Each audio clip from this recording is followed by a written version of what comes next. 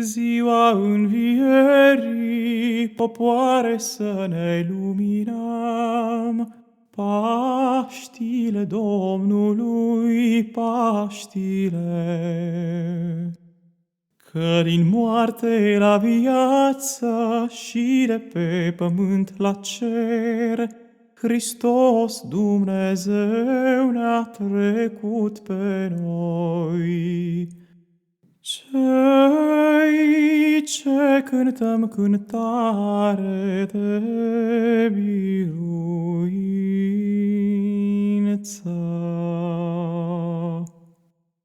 Hristos a înviat din morți.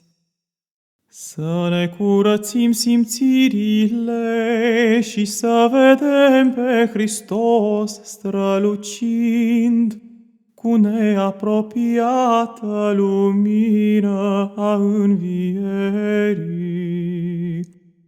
Și cântându-i cântare de biruință, luminați să-L prăznuim zicând: bucurați-vă!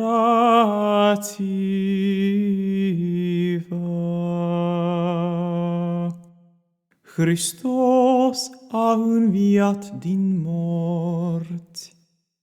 Cerurile după cuvință să se veselească și pământul să se bucure și să prăznuiască toată lumea cea văzută și cea nevăzută,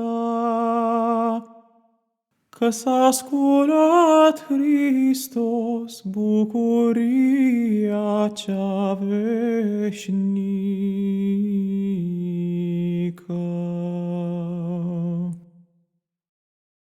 Hristos a înviat din morți, cu moartea pe moarte călcând, și celor din morminte viață dăruindu-le.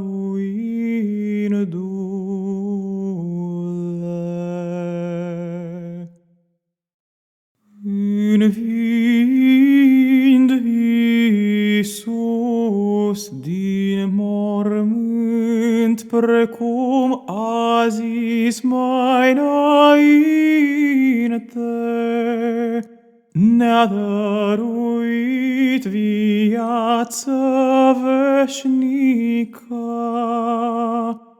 și mare